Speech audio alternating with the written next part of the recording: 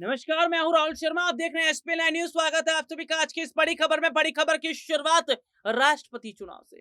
जी हां, राष्ट्रपति चुनाव को लेकर एक और जहां बीजेपी ने एक जोरदार तैयारी कर ली है, वहीं विपक्ष की तरफ से भी तैयारियां लगभग पूरी हो चुकी हैं।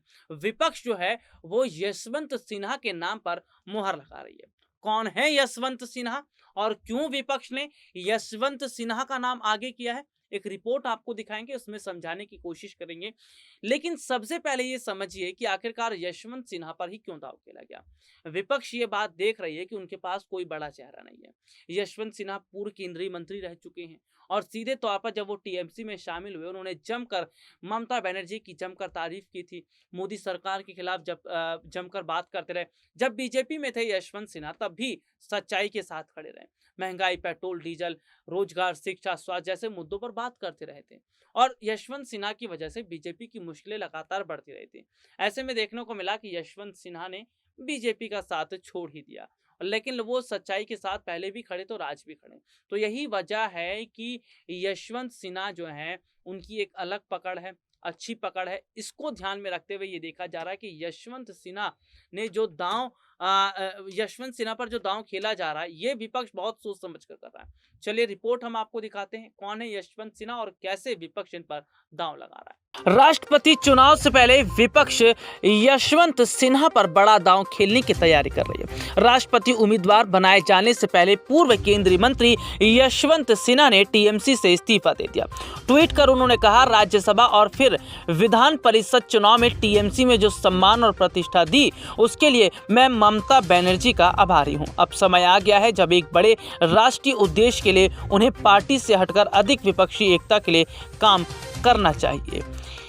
बड़े नामों पर चर्चा हो रही थी, लेकिन यशवंत सिन्हा पर ही बड़ा दांव खेला और ऐसे में कई विपक्षी नेताओं का जो साथ है वो यशवंत सिन्हा को मिलता नजर आ रहा है। 6 नवंबर 1937 को यशवंत सिन्हा का जन्म पटना के कायस्थ परिवार में हुआ था। उन्होंने राजनीति शास्त्र में मास्टर्स की पढ़ाई पूरी की। 1960 में सिन्हा आईएएस अफसर बने और लगातार 24 साल तक अपनी सेवाएं दी। इस दौरान वह भारत सरकार के वाणिज्य मंत्रालय में उप सचिव भी रहे। बाद में जर्मनी के दूतावास में प्रथम सचिव वाणिज्य के तौर पर नियुक्त किए गए। 1973 से 75 के बीच में उन्हें भारत का कॉन्सुल जनरल बनाया गया। 1984 में यशवंत सिन्हा ने प्रशासनिक सेवा से इस्तीफा देकर भारतीय जनता पार्टी ज्वाइन कर ली। यहीं से उनके राजनीतिक करियर का आगाज हुआ। 1986 में उन्हें पार्टी का महासचिव बनाया गया। 1988 में वे पहली बार राज्यसभा के सांसद बने। 1989 में जब जनता दल का गठन हुआ तो वो इसमें शामिल हो गए। पार्टी ने उन्हें राष्ट्रीय महासचिव बनाया। इस दौरान चंद्रशेखर की सरकार में वे 1990 से 91 तक वित्त मंत्री भी रहे। 1996 में वे भाजपा के राष्ट्रीय प्रवक्ता बने। 1998 में उन्हें केंद्र सरकार में वित्त मंत्री बनाया गया। इसके बाद उन्हें विदेश मंत्री भी बनाया गया। 2004 में चुनाव हार गए। 2005 में उन्हें फिर से राज्यसभा सांसद बनाया गया। 2009 में सिन्हा ने भाजपा से इस्तीफा दे दिया। 2021 में उन्होंने टीएमसी ज्वाइन कर ली। पार्टी ने उन्हें अब राष्ट्रीय उपाध्यक्ष बनाया और देखने को मिल रहा है कि अब वो सीधे तौर पर राष्ट्रपति चुनाव के लिए तैयारी कर रहे हैं और विपक्ष ने उनके नाम पर मुहर लगा दी है।